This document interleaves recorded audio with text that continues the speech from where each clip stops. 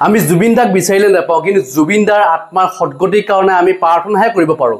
কিন্তু জুবিন দাই কেতিয়া ন্যায় পাব? কাৰণ জুবিন দাক যেনেধৰণে হত্যা কৰা হ'ল, এক প্ৰকাৰ হত্যা বুলি ক'লেও ভুল কোৱা নহ'ব, কাৰণ তেখেতে কষ্টত তেখেতে মৃত্যু হৈছে, কাৰণ পানীত কক বকাই থকা আমি ভিডিঅ' লাভ কৰিছোঁ। ৩ নম্বৰটো ভিডিঅ'ত সম্পূৰ্ণকৈ ওলাই পৰিছে যে জুবিনে যথেষ্ট কষ্ট পাইছিলে, যি সময়ত তেখেতে সাঁতুৰি সেই নাওখনত ধৰিছিলে। আপোনালোকে নিশ্চয় দৃশ্যটো দেখিছে, কিন্তু তাৰ পিছত আমি বুজিবলৈ আৰু আমাৰ বাকী নাথাকিল। জুবিন দাৰ ন্যায়ৰ কাৰণে আমি মাত মাতি যাব লাগিব। আজি এজন ব্যক্তিৰ মন্তব্য আপোনালোকক শুনাম, যিজন ব্যক্তিয়ে স্পষ্টকৈ কৈছে যে যিকেইজনে ইতিমধ্যে পলাতক অৱস্থাত আছে তেওঁলোকক অতি সোনকালে কৰায়ত্ব কৰিব লাগে, তেওঁলোকক গ্ৰেপ্তাৰ কৰিব লাগে। কি কৈছে সেই ব্যক্তিগৰাকীৰ মন্তব্য আপোনালোকক শুনাব বিচাৰিছোঁ। দেখিলোঁ, মনা নাই, ইমান বেয়া লাগিছে। কিবা এটা কথা ক'ব বিচাৰিছে আপোনালোকৰ আগত, শুনকচোন বাৰু। নমস্কাৰ। মই আজিলৈকে কোনোদিন এনেকুৱা ছ'চিয়েল মিডিয়াত কথা কৈও পোৱা নাই আৰু ক'বও নাজানো দেই। কিবা যদি মোৰ ভুল হয় মোক দুখ ক্ষমা কৰিব। যেতিয়া জুবিনক চিতাৰ ওপৰত তুলি দিছে, সঁচাকৈ মোৰ অন্তৰখন একেবাৰে ভাগি পৰিছে। আজি জ্বলাই দিব, চব শেষ, অনুৰাগী সকলো গুচি গ'ল। আমি ন্যায় পাম জানো? আমিতো ন্যায় পোৱাৰ কাৰণে আমি অট্টখন কৰি আছিলোঁ। জুবিনক লৈ গ'ল, পিন্ধাই উৰাই ধুনীয়াকৈ লৈ গ'ল ছিংগাপুৰলৈ, আৰু ঘূৰাই পঠিয়ালে কিহত? এটা কাঠৰ বাকচত ঘূৰাই পঠিয়ালে। আৰু যিকেইজনে নিছিলে সেইকেইজন কিন্তু লগত নাহিলে। আমি এটা সন্দেহ কৰিছোঁ, চবে সন্দেহ কৰিছে তেওঁক হত্যা কৰিছে বুলি। কিন্তু তেওঁলোকে যেনেকৈ জুবিনক আমাৰ লৈ গৈছিলে সজাই পৰাই, কিন্তু তেওঁলোকেতো ঘূৰাই দিবহি নোৱাৰিলে। তেওঁ জুবিনক কিহত পঠিয়ালে? এটা কাঠৰ বাকচত পঠিয়ালে। আমি এতিয়া ন্যায়ৰ কাৰণে অপেক্ষা কৰি আছোঁ। আমি ন্যায় পাম জানো? ন্যায় কাম আইনে কৰিব, আইনে কৰি থাকক। কিন্তু মোৰ আপোনালোকলৈ এটা অনুৰোধ, আমি ভগৱানক বিশ্বাস কৰোঁ। আমি পথালি চুকুৱা নৰমনিছ, আমি ভগৱানক গতিয়ে একো নাই, আমি ভগৱানক বিশ্বাস কৰোঁ। গতিকে আমি যেনেকৈ জুবিন মৰাৰ পিছত আমি শ্ৰদ্ধাঞ্জলিৰ ওচৰত এগছি বন্তি জ্বলাই আমি কৰিছিলোঁ, শ্ৰদ্ধাঞ্জলি অৰ্পণ কৰিছিলোঁ, ঠিক তেনেকৈ আজি গধূলি মানুহৰ ঘৰে, নামঘৰ, মছজিদ, মন্দিৰ, যিমান য'ত তীৰ্থ আছে সকলোতে মই আপোনালোকক অনুৰোধ কৰিছোঁ, সন্ধিয়া এগছি বন্তি আৰু ধূপ প্ৰজ্বলন কৰি তেওঁ আত্মাৰ সদ্গতি কামনা কৰক। আৰু লগতে তেওঁক নি যিসকলে এনেকুৱা অৱস্থা কৰি তেওঁক হত্যা কৰিলে, গতিকে তেওঁলোকক ভগৱানে যেন শাস্তি দিয়ক। আৰু ভগৱানে যে শাস্তি নিদিব এইটো আপোনালোকে কেতিয়াও নাভাবিব। ভগৱান নাই বুলিও নাভাবিব, এইটো ভুল হ'ব আপোনালোকৰ। কাৰণ চন্দ্ৰ সূৰ্যই আমাক ফাঁকি দিয়া নাই।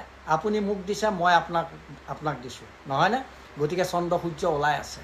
আৰু এটা কথা চাওক, কালি এটা মই ভিডিঅ'ত দেখিছোঁ, এগছি বন্তি জ্বলাইছিলে তেওঁ শ্ৰদ্ধাঞ্জলি ফটোখনৰ সন্মুখত, কিন্তু বন্তি গছ ওলোটাকৈ জ্বলোৱাৰ কাৰণে নিজে নিজে ঘূৰি গৈ জুবিনৰ মুখৰ ফালে বন্তি গছ ঘূৰি গ'ল। সেইটো কোনে কৰিলে?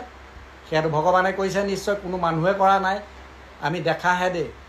কালি যেতিয়া সৰুসজ্জাত ষ্টেডিয়ামত জুবিনৰ মৃতদেহ আনি পোৱাইছিলেহি, তেতিয়া লগালগ বৰষুণ দিছিলে। সেয়া কি বৰষুণ কোনো চৰকাৰে দিয়া নাই, প্ৰশাসনে দিয়া নাই, কোনো মন্ত্ৰী মিনিষ্টাৰে দিয়া নাই, সেয়া বৰষুণ দিছে ভগৱানে।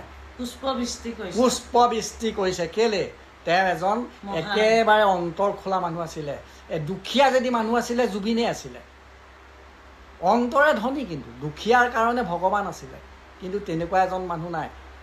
তেওঁ এটা ঘৰ কিনিবলৈ তেওঁৰ পইচা নাই। তেওঁ কিন্তু কৰ্মচাৰী আকৌ 15-20 কোটি টকাৰ আট্টালিকা, হোটেল চোটেল চব কিনিব পৰা হৈছে। গতিকে সেই মানুহজন নিজৰ পৰিবাৰক অৰ্ধাংগিনীক হিচাপ নিদি মানে কৰ্মচাৰীক বিশ্বাস কৰা মানুহ এজনৰ কাৰণে ভগৱানে কালি পুষ্পবৃষ্টি দিছে।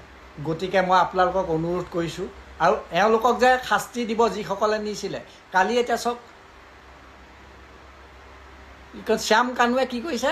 ইয়াত আমি কন্দা কটা কৰি মৰি আছে, অসমত অসমীয়াক কন্দা কটা কৰি মৰিছে তেওঁ মৃতদেহৰ ওচৰত। তেওঁ কি কৰিছে? হিচাপ নিকাচ কৰি আছে, লাভ কিমান হ'ব, প্ৰফিট কিমান হ'ব। গতিকে তেওঁ হাত দীঘল দেই, তেওঁ হাত বহুত দীঘল। তেওঁ আইন জেপত আছে, প্ৰশাসন জেপত আছে, গোটেই সমস্ত তেওঁ জেপত আছে। ধৰি আনি পেলাই 2 দিন থ'ব, তাৰপিছত দেখিব তেওঁ ঘূৰি ফুৰিব। তেওঁ কোনো নাপায়। আমি এই দুটা চকুৱে দেখি আছোঁ, আমাৰ বয়স হৈছেতো, আমি দেখি আছোঁ। কোনেও তেনেকুৱাবিলাক মানুহে, ডাঙৰ হাত দীঘল মানুহে শাস্তি কোনোদিন নাপায়।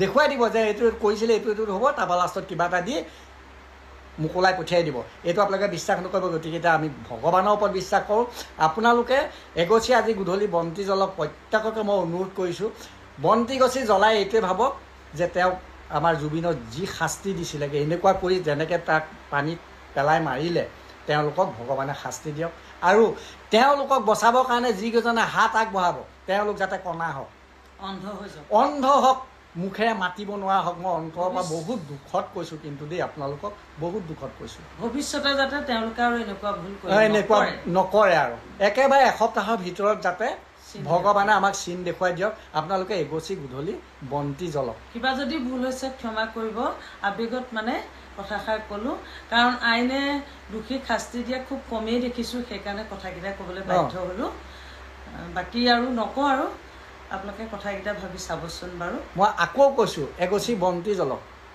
বন্তি জ্বলক চব চন্দ্ৰ সূৰ্যই ফাঁকি দিয়া নাই ভগৱানৰ পেলা যিখন আছে সেইখন একদম সমান পালা আমাৰ বেপাৰী পালা নহয় আকৌ সেইখন একদম সুন্দৰ পালা তেওঁ সৎ বিচাৰ কৰিব আৰু দোষীক তেওঁহে শাস্তি দিব